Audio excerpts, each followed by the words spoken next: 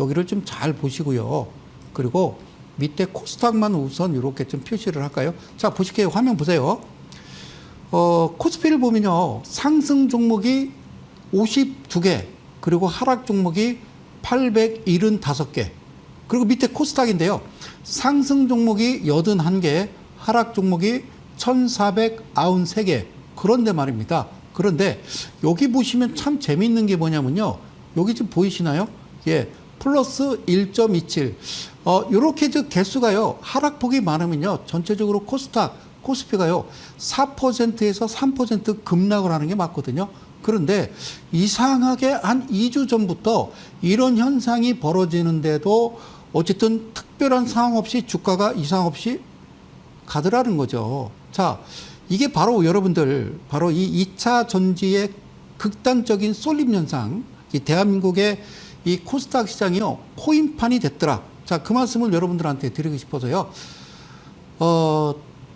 모든 저 증권방송을 저도 이렇게 좀 들여다보면요. 요즘 다 에코프로비에 뭐 금양 이런 종목들만요. 계속 이야기를 합니다. 그래서 어제도 에코프로를 보니까요. 거래대금이 2조 원을 넘었어요. 2조 원을. 참, 돈도 많구나. 그런 생각을 해봅니다. 자, 그래서요. 어제 말이죠. 금융투자업계에 따르면요. 자, 화면을 좀 넘어가서, 자, 화면 넘어갈게요. 이게 에코프로 BM인데요. 이 화면을 잘 보시면서 제 얘기를 잘 들어보시고요.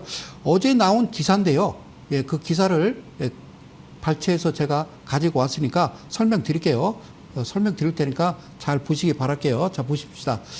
자, 에코프로 BM인데요. 이 종목이 에코프로 BM하고 이제 금양 그 고위 임원들이 지난달 27일 예, 주가 급락 직전. 그러니까 27일은 어디가 27일이냐면 지금 이 부분이 여기가 27일입니다. 아시겠죠? 화살표를 표시한 곳이 27일입니다.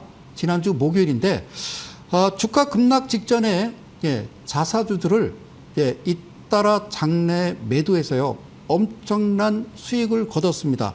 자, 2차 전지 어떤 과열 지금 불거지면서요. 주요 관계자들이 자사주를 급하게 처분을 했습니다.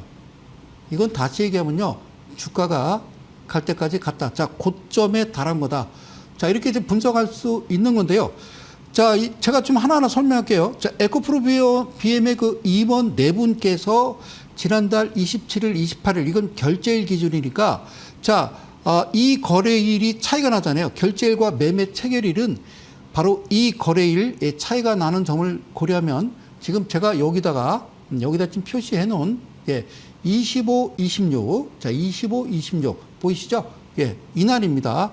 이날에 주식을 팔아치운 셈입니다. 그런데 이 방송을 시청하시는 대한민국 개인 투자자들은 이때 엄청나게 들어갔습니다. 제가 27일까지만 차트를 보여드렸고요. 최근에 오르락 내리락 하는 그 그림은 가져오지 않았습니다. 자, 임원 네 분이 이 에코프로 BM을요, 예, 임원 네 분이 예, 팔아치운 돈이 약 26억인데, 자, 일단 하나하나 좀 설명을 드릴게요. 에코프로 BM의 서준원 전무께서 보유 중인 몇천 주, 6천 주를 가지고 있었는데, 그 중에 4천 주는 제가 이 박스 친 이 부분에서 매도를 하신 겁니다. 이 부분에서. 예. 4천 주. 금액은요, 18억 원어치가 되겠습니다. 그리고요, 김홍관 전무님도 같은 날 4억 5천만 원 넘게 매도를 하셨고요. 그리고 에코프로 BM의 박지영 상무와 이경섭 상무, 금액으로 따지면요, 3억 6,400만 원, 그리고 약 4,959만 원이니까요. 5천만 원어치를 장내 매도했습니다. 그런데 여기서 여러분들이 눈여겨보실 게 뭐냐면요. 이 부분입니다. 잘 보세요. 이 부분. 여기가요.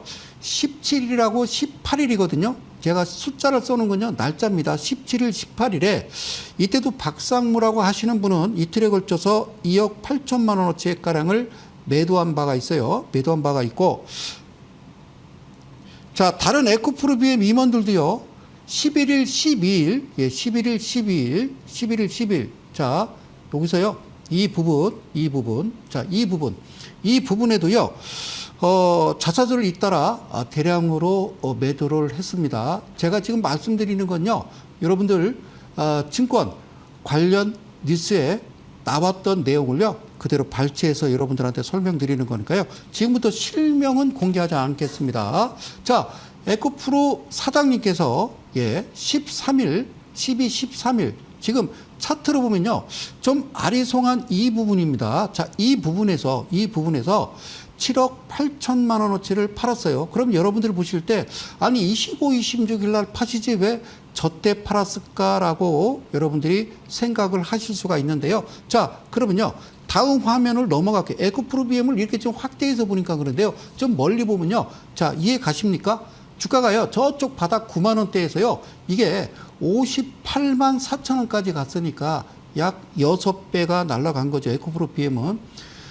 에코프로까지는 얘기하지 않겠습니다. 에코프로 BM 그 사장님이 13일 지금 11일 12일 여기 이제 표시됐던 이 자리 여기서도 7억 8천만 원 매도를 하셨고 부사장님께서도 총 6억 2천만 원을 매도를 하셨습니다.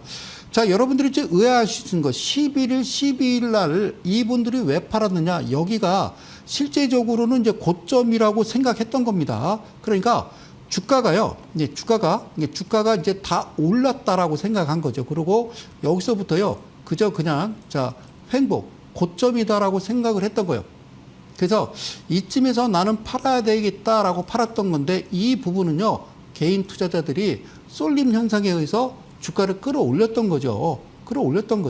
그러니까 지금 여러분들 보시는 이 차트를 보시면 왜 저기에서 팔았을까라고 저도 궁금해 했는데 가만히 보니까 주가가 더 올라가는 거예요. 그래서 마지막 25, 26일 날 이게 웬 떡이야 하고 파신 겁니다. 어쨌든요, 이 종목, 에코프로고요. 그 다음 종목은요, 금양이라는 종목입니다. 지금 보시는 차트는요, 금양이고요.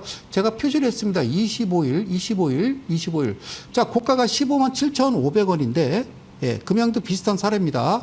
거기 이제 금양의 상무님께서 27일 결제일 기준이니까 정확하게 25일이 되겠습니다. 이틀 전이니까 보유주식을 얼마에 팔았느냐? 15만 7,500원에 파신 거다라고 보시면 되는 거예요.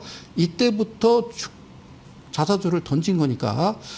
자, 여러분들이 이렇게 생각하세요. 증권가에서 그 고위 임원들의 주식 매도는요, 거기가 매도 신호다 이렇게 받아들여지는 거예요. 그건 불문율이에요. 아시겠죠? 네, 불문율이요. 제가 드리고 싶은 얘기는요, 그 포모 현상이라는 게 있어요. 포모, 이제 피어 오브 피싱 아웃이라고 그래서 얼마 전에 코인, 비트코인이 한참 또 이 쏠림 현상이 있을 때 제가 여러분들한테 그런 말씀을 드렸어요. 어떤 말씀을 드렸냐면은, 자, 여러분들, 이러시면 안 됩니다라고 말씀드린 게 이제 포모 현상인데요. 포모 현상은 쉽게 얘기하면 그거예요. 다른 사람들은요, 자, 비트코인 사갖고 큰 돈 벌었대. 비트코인 사가지고 어떤 사람이 직장인이 뭐 200억을 벌어갖고 사표를 던지고 나갔대. 그래? 야, 나도 비트코인 해야 되겠다. 그러니까 다른 사람들이 누리는 좋은 기회를 나는 놓칠까봐 불안해하고 걱정하고 하는 그런 마음을 우리는 피어 오브 미싱 아웃이라고 그래서 이거를 포모 현상이라고 그래요. 그런데 이 지금 2차 전지 관련 주들이 또 이와 같은 행위, 이와 같은 일들이 벌어지고 있다라는 겁니다. 그러니까 앞서 말씀드린 대로 80개밖에 안 오르고 100개밖에 안 오르는데 떨어지는 건 1,400개인데 주가가 1%가 넘게 올라갔어요. 이런 현상. 그러니까 에코프로 관련 그룹주, 관련 주들이 전체적인 시장의 거래대금의 절반을 차지할 정도로 완전히 개인 투자자들이 엄청난 쏠림 현상이었다는 거예요. 자, 그러면요. 개인 투자자를 보호하고 공정한 거래 질서를 확립하는 기관이 있죠. 우리나라의 금감원이라고 있고요. 그러고 한국거래소도 있고요. 그리고 이제 우리도 그걸 이제 주관하시는 경제부총리도 계시고, 그러니까 우리 개인 투자자들이요 잘 모르잖아요. 어떤 한 쏠림 현상이 자꾸 이렇게 일어날 때는 어떤 거기에 대한 주의를 주거나 좀 경고를 주셔야 되는데, 제가 볼 때는 뭐 다 너도 나도 뭐 이 종목에 대해서 많이 이야기를 하더라는 거죠. 그래서 에코프로 BM하고 지금 보셨던 금양 종목은요, 이때 지금 보시겠습니다만 차트를 보시면 좀 아시겠지만 22.4% 급락을 줬고요. 에코프로 BM 같은 경우는 17점 하루 만에 2%가 급락을 했었죠. 급락을 했었습니다. 자, 제가 드리고 싶은 얘기는요, 이런 이야기입니다. 여러분. 에코프로가 1년 만에요. 몇 배 갔냐면 18배가 갔어요. 18배가 갔는데, 자, 화면. 자, 에코프로가 18배가 갔는데, 코스닥 시장에서 정말 2차 전지 광풍을 주도했던 게 바로 에코프로입니다. 지금도 개인 투자자들이 열심히 들어오고요. 외인과 기관은 좀 열심히 파시더라고. 자, 그런데 우리가 황제주라고 하는 것은요. 한 주당 100만 원을 넘을 때 황제주라고 그래요. 그런데 26일 제가 동그라미 친 이 26일은 제가 지난주 수요일 날 방송을 하러 녹화를 하러 올라오던 날이었는데 무려 153만 9천 원까지 갔다가 그렇죠? 어떤 일이 벌어졌어요? 그 다음 날 목요일 날 주가가 급락하는 바람에 98만 5천 원까지 떨어졌죠. 예, 황제주에서 일단은 탈락을 한 거죠. 한때 좀 허망하게도. 여러분, 자, 사랑하는 이데일리 가족 여러분, 그리고 대한민국 개인 투자 여러분. 자, 일시적 후퇴냐? 아니면 완전한 퇴이냐? 저는 개인적인 소견입니다만 끝났다라고 말씀드린 거예요. 앞서 말씀드린 거는 자, 25, 26일이 아니라 11일, 12일 이때 이 친구들이 판단하는 것은 여기가 고점이구나라고 생각을 했던 것이죠. 그랬더니 갑자기 누군가 우리 개인 투자자들이 동학개미들의 힘에 의해서 엄청나게 주가를 끌어올리니 이게 웬일이야 그러고 나머지 가지고 있는 종목 이 가지고 있는 자사들을 다 던진 거죠. 자, 이게 불법이냐? 합법입니다. 합법입니다. 자, 확실한 건요. 2차 전지 관련주가 마치 무슨 저 코인 시장처럼 비트코인처럼 엄청나게 출렁이면서 주시장 전체도 극심한 불확실성에 빠졌다는 거죠. 자, 이거를 바라보는 우리나라 주시장 코스피 코스닥 시장을 바라보는 외국인들의 시선은 어떨까? 잠옷 저는 궁금하다. 이런 말씀을 드립니다. 자, 26일 지난주 12시 반에 제가 캡처를 떠와서 이거 아무래도 이상하고 무슨 문제가 있을 것 같다. 폭풍 전야다라고 말씀을 드리려고 캡처를 떠왔던 그 내용이 그날 제가 올라오면서 느꼈던 그러니까 오후 1시 들어서 갑자기 폭락세로 들어선 거죠. 26일 날 보시다시피 목요일 날도 박살이 났고요. 1시간 만에 무려 고점 대비 20%나 넘게 떨어졌습니다. 여러분 주가가 급등할 때도 그렇고요. 주가가 상승할 때도 그렇고, 예? 이렇게 이제 반락을 줄 때도요. 자, 이유가 뭡니까? 누군가 팔으니까 그런 거죠. 수급 외에는요, 딱히 이유를 설명할 만한 내용이 없더라는 겁니다. 그래서, 급격하게 너무 이제 덩치를 키웠단 말이죠. 2차 전지 종목이 흔들리니까요. 전체적인 코스피 전체적인 시장 자체가 아주 이 요동을 쳤습니다. 자, 어쨌든요, 광풍입니다. 예, 물론 2차 전지 시장, 전기차 시장의 성장 기대. 자, 이게 실체가 없는 건 아니지만 저는 개인적인 이것도 소견입니다만 아직까지 전기차가 자리를 잡고 국민차가 되려면 앞으로 한 10년은 더 있어야 되지 않는가. 자, 아들 부시 대통령 때 미국에서요. 부시 대통령 때 포드에서 전기차를 만들고요. 각 주유소마다 전기 충전소를 다 설치하는 어떤 기획안이 나왔고요. 추진하려고 했어요. 그런데 부시 대통령 집안은요. 석유 가문입니다. 예, 석유 장사하는 가문이거든요. 자, 그런데 그 대통령이 그랬어요. 야, 포드 내연기관차 팔으면 얼마 남어? 2천만 원 남습니다. 그럼 전기차 팔으면 한 대당 얼마 남어? 500만 원 남습니다. 하지 마. 이렇게 돼서요.